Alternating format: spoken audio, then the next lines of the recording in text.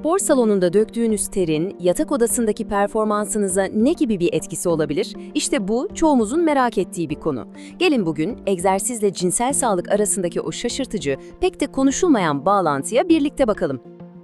Evet, antrenman rutininiz cinsel hayatınızı etkileyebilir mi? Bu soru eminim pek çoğunuzun aklının bir köşesinde duruyordur. Ama belki de sormaya çekiniyordunuz. İşte şimdi tam zamanı, bu konuyu masaya yatırıyoruz. Bilim bu soruya net bir şekilde evet diyor. Ama durun, hemen sonucu atlamayın. Çünkü işin içinde sandığınızdan çok daha fazlası var. Hatta genellikle gözden kaçırdığımız çok kritik bir detay var. Gelin şimdi o detayı ortaya çıkaralım. Her şeyden önce konuya doğru bir yerden başlamamız lazım. Erektil disfonksiyon, yani ED, çoğu zaman sadece yatak odasına ait bir sorun gibi görülür. Ama aslında vücudunuzun size gönderdiği çok önemli bir sağlık uyarı işareti olabilir. Bir nevi, hey, içeride bir şeyler yolunda gitmiyor alarmı. Bakın bu alıntı durumu çok güzel özetliyor. Diyor ki, ED aslında çok değerli bir kardiyovasküler risk göstergesi, yani kalp ve damar sağlığınızla ilgili bir ipucu veriyor. Ama ne yazık ki doktorlar tarafından bile çoğu zaman bu yönü göz ardı ediliyor. Bu bağlantı gerçekten hayati. Peki bu durum başka hangi sağlık sorunlarıyla ilişkili? Şöyle bir bakalım. Kardiyovasküler hastalıklar, diyabet, yüksek tansiyon, obezite.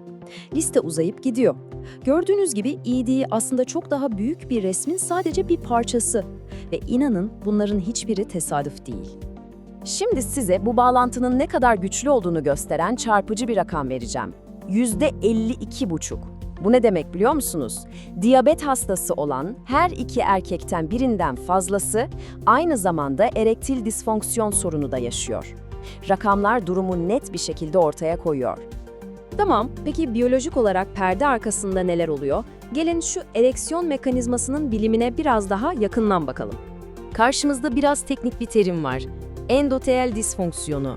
Kulağa biraz korkutucu gelebilir ama aslında olay çok basit. Kan damarlarımızı birer boru gibi düşünün. İşte o boruların iç yüzeyinin, yani endotelin düzgün çalışmaması durumu bu. Eğer damarlar sağlıklı değilse kan akışı da sağlıklı olmaz. Kan akışı olmadan da ereksiyon mümkün değil. Yani her şeyin başlangıç noktası burası. Ve bu kan akışını mümkün kılan sihirli bir molekül var. Nitrik oksit. Şöyle düşünün, nitrik oksit penisteki kasları gevşetip kapıları açan bir anahtar. Bu anahtar olmazsa kan içeri akamaz. İşte bu kadar kilit bir rolü var.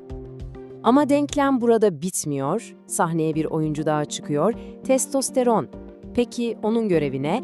İşte az önce bahsettiğimiz o kilit molekül olan nitrik oksitin üretimini düzenlemeye yardım ediyor. Yani işin içinde çok net bir hormonal bağlantı da var. Her şey birbiriyle ilişkili. Tamam, sorunun temelini, yani mekanizmayı anladık. Şimdi gelelim en can alıcı kısma, çözüme. Peki egzersiz tüm bu anlattıklarımızın neresinde devreye giriyor? İşte kanıtlanmış bağlantı. Bakın, kanıtlar çok net. Şu grafiğe bir göz atın. Düzenli egzersiz programına başlayan gruptaki erektil fonksiyon skorları kontrol grubuna kıyasla nasıl da fırlamış, görüyorsunuz değil mi? Bu öyle bana iyi geldi demek gibi bir şey değil. Tamamen ölçülebilir, somut bir sonuç. İşte bir başka somut örnek, yapılan bir çalışmada obez erkeklerin haftalık aerobik egzersiz süresini 48 dakikadan, yani 1 saatten bile az bir süreden 195 dakikaya, yani yaklaşık 3,5 saate çıkardıklarında erektil fonksiyonda ciddi bir iyileşme görülmüş. Bu, doğru miktarda hareketin o en başta konuştuğumuz biyolojik mekanizmaları nasıl doğrudan onardığının canlı kanıtı. Harika. O zaman ne kadar çok egzersiz, o kadar iyi değil mi? İşte burada durun. Çünkü işin içinde bir püf noktası var ve bu, özellikle sporu hayatının merkezine koyan herkesin çok dikkatli dinlemesi gereken bir şey. İyi bir şeyin fazlası gerçekten de zarar olabilir mi? Evet, olabilir. Vücudunuza toparlanması için hiç fırsat vermeden, sürekli olarak onu zorlarsanız bir noktada sistem artık yeter der. İşte buna aşırı antrenman sendromu, yani OTS diyoruz. Bu sadece kas yorgunluğu değil, vücudun hormonlardan bağışıklık sistemine kadar tamamen çöktüğü bir durum. Şu tabloya bir bakın, aradaki farkı ne kadar net gösteriyor. Akıllı antrenman yaptığınızda testosteronunuz destekleniyor, stresiniz azalıyor. Ama aşırı antrenmana geçtiğinizde ne oluyor? Testosteron düşüyor, stres hormonu kortizol tavan yapıyor, güçlenmek yerine zayıflıyorsunuz ve evet, cinsel isteğiniz de azalıyor. Yani tam bir hormonal savaş alanı. Peki, aşırı antrenman yaptığınızı nasıl anlarsınız? İşte bazı işaretler.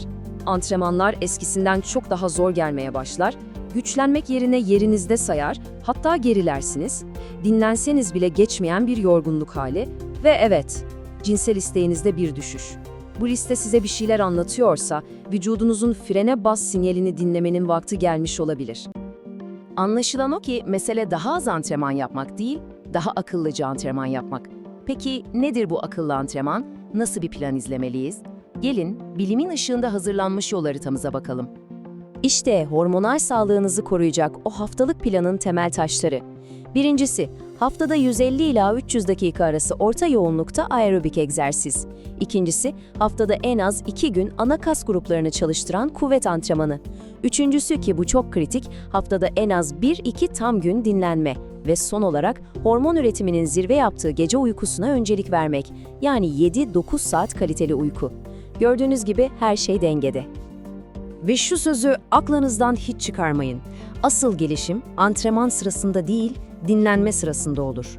Eğer vücudunuza toparlanma fırsatı vermiyorsanız, salonda döktüğünüz onca terin karşılığını tam olarak alamazsınız. Dinlenmek, denklemin en az antrenman kadar önemli bir parçasıdır. Son olarak kendinize şu soruyu sormanızı istiyorum.